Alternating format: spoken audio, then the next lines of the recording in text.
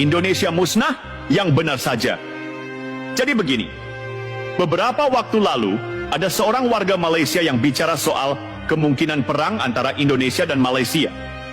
Katanya, kalau perang benar-benar terjadi, Inggris, United Kingdom, bakal turun tangan membela Malaysia. Bahkan, dia bilang, jangan kaget kalau kapal selam nuklir Inggris tiba-tiba muncul di Selat Malaka.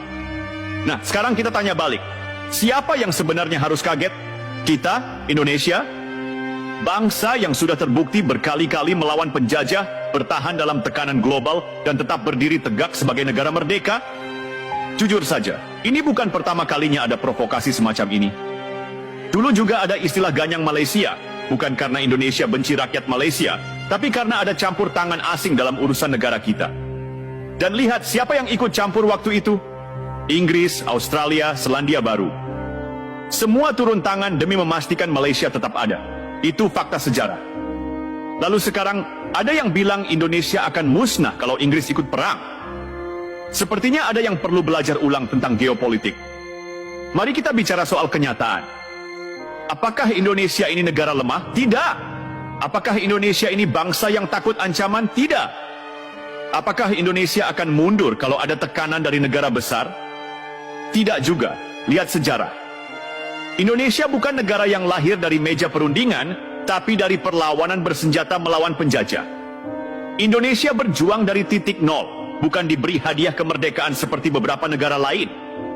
Jadi kalau ada yang berpikir ancaman kapal selam nuklir bisa membuat Indonesia gemetar ketakutan, itu berarti mereka tidak mengerti DNA bangsa ini.